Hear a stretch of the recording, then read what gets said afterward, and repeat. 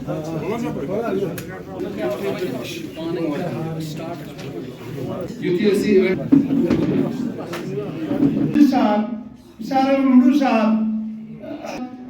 साहब हमारे कॉन्स्टिट्यूंसी के और कुछ इस्तेमाल बीजेपी में, कुछ पीडीपी में और कुछ आप ज्वाइन करेंगे, ज्वाइन कर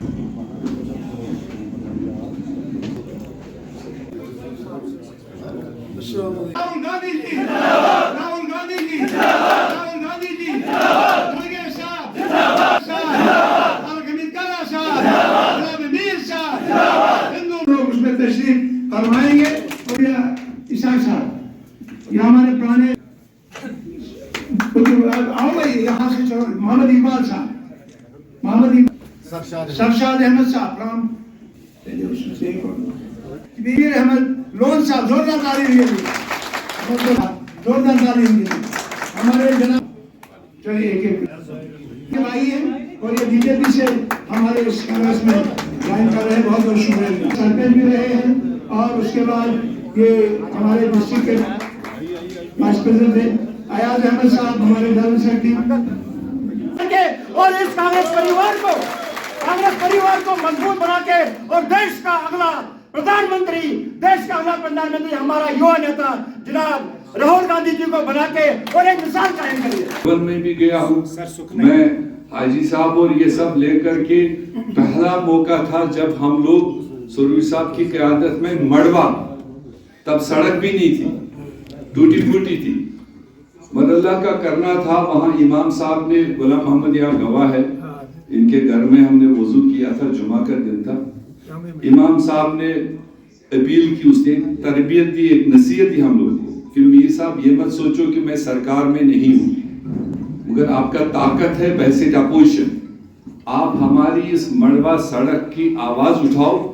आप देखो, उनने मिसाल दी कि सोनिया गांधी दिल्ली में पावर में नहीं है, मगर उन्होंने देश हित में फूड सेफ्टी बिल जो थी, नरेंद्र मोदी जिस तरह से वो लाना चाहता था उसको बिल्कुल नहीं आगे कदम कर दिया गया। नरेंद्र मोदी को झुकना पड़ा और जैसे सोनिया गांधी ने चाहा वैसा बिल लाया।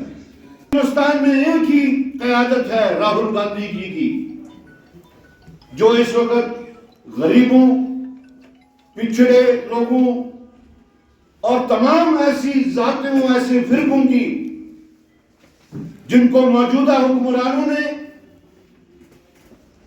धकेल के कोनों में धक्का देके उनकी जो उनकी इनफरादियत थी, उस इनफरादियत को नुकसान पहुंचाने की कोशिश की। और खास तौर से अगर आज हिंदुस्तान में जो हिंदुस्तान की अक़लियत है, हम लोग, हम मुसलमान, वो मुसलमान जो हिंदुस्तान के कोने कोने में 22 करोड़ मुसलमान जो है, अगर उनकी कोई बात करता है, उनके ऊपर जुल्म सितम की कोई बात करता है, उनको मार्जिनलाइज करने के खिलाफ जो बात करता है, तो वो आपके और मेरे राहुल गांधी। आज की ये जो ज्वाइनिंग थी, ये हमारे सीनियर साथी गुलाम मोहम्मद सरूरी साहब, जो कि खित्ता चनाब से ताल्लुक रखते हैं, इंदरवाल से इलेक्शन लड़ते हैं, और आप सबको पता है कि काफी टाइम हो गया तब से जब से इन्होंने वापस घर वापसी की। तो आज वो अपने उन तमाम जो साथी थे, सीनियर साथी थे, हल्का वाइज, पंचायत वाइज, उनको यहां लाके आज उन्होंने ज्वाइन करवाया। और इस ज्वाइनिंग से न कि सिर्फ इंदरवाल बल्कि तमाम चनाब खित्ता में एक मुस्बत असर पड़ेगा, एक पॉजिटिव इम्पैक्ट पड़ेगा, पॉजिटिव मैसेज जाएगी। तो हमने आज सरूरी साहब के साथ आने वाले तमाम लोगों का जो है खैर मकदम किया यहाँ पे। और जहां तक इंडियन नेशनल कांग्रेस में ज्वाइनिंग्स का ताल्लुक है, आप देख रहे हैं कि लोगों में जो सोच का बदलाव, जो सोच की तब्दीली आ रही है, लोग आहिस्ता आहिस्ता इस चीज को महसूस कर रहे हैं।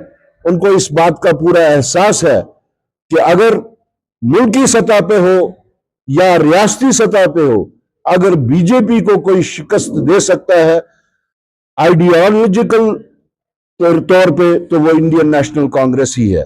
तो इसलिए ये समझते हैं कि यहां पे जितनी भी बाकी जमातें हैं, वक्तन फवक्तन सब लोगों ने बीजेपी के साथ हाथ मिलाया, लेकिन एक इंडियन नेशनल कांग्रेस है जो कभी भी नजरियाती इख्तिलाफ होने की वजह से बीजेपी के साथ हाथ नहीं मिलाएंगे।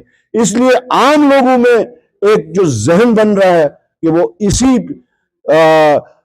तलाश में थे कि जब तक इंडियन नेशनल कांग्रेस सामने नहीं आएगी तब तक शायद बीजेपी का जो आइडियोलॉजिकल एक जो उनका जो टेररिज्म, जिसको हम कहें आइडियोलॉजिकल टेररिज्म कहें, या उनका बाकी जो तरीक़ाकार है अक़लियतों के साथ, तो उसका अगर मुकाबला करना है तो वो इंडियन नेशनल कांग्रेस ही है।